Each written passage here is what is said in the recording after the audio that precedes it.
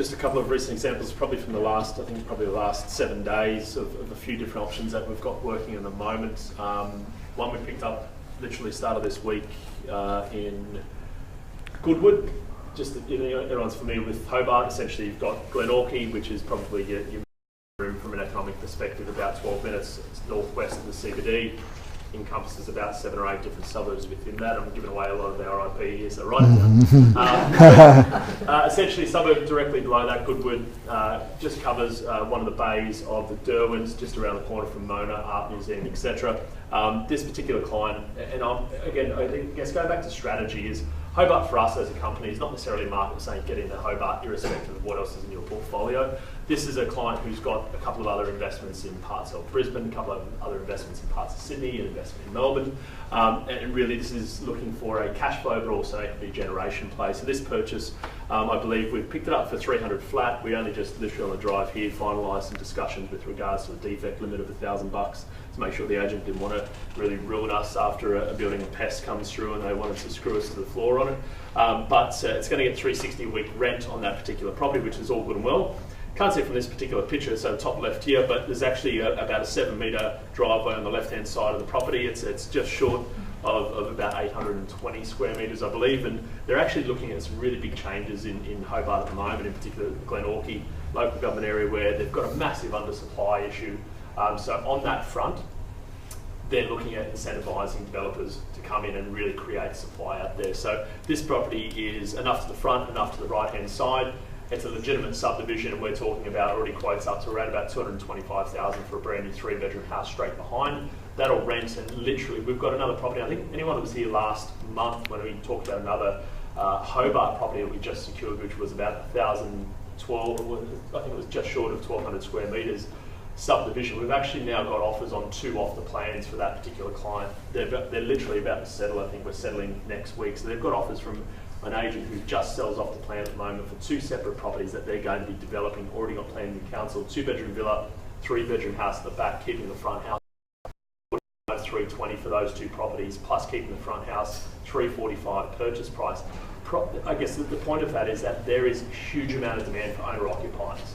And these aren't investors buying these properties, these are owner-occupiers buying these properties. There's a massive undersupply. Rents are going to be upwards of 7.5% for that particular portfolio. This one in particular as well, we're looking at total value of that new property to be built is looking at around about 350 to 360. Will still be worth in the vicinity of around about 285, renting for probably around about 340 to 360. So there's excellent numbers that stack up there. Again, for us, it's not necessarily to put all of your money into that market. It's a bit of a hedge, but that particular property sort of fit that brief, where decent cash flow, upside for some development, but do nothing if you don't want to do anything as well. Something on the West Brisbane that we picked up recently, I believe we picked that up, is that this week, Scott? I think it was this one on, I think it was on our Dingo.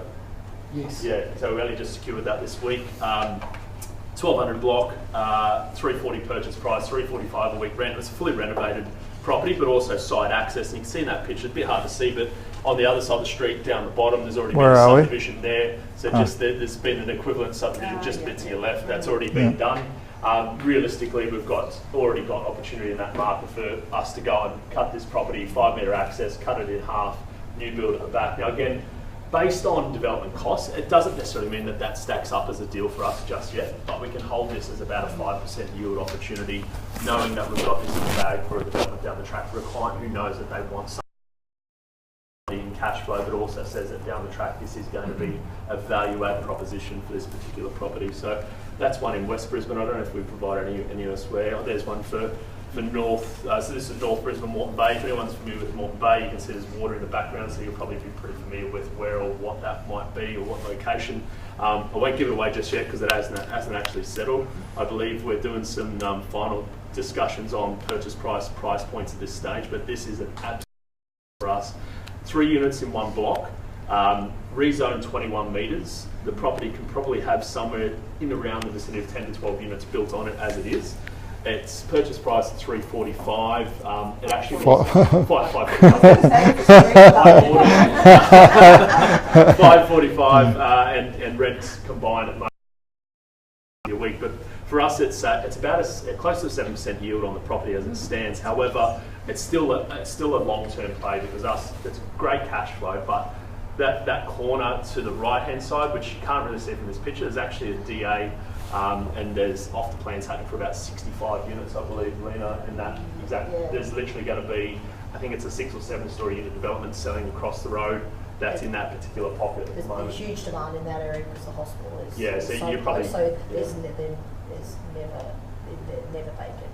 Yeah, so we've got really good demand for owner-occupiers, downsizers, medical professionals. You're walking distance to a hospital in that pocket, but really for us, that's a fantastic cash flow play with it's a good 10-year long-term opportunity for a subdivision, a development, whatever you see fit. But it's not necessarily forcing your hand because obviously cash flow is fantastic.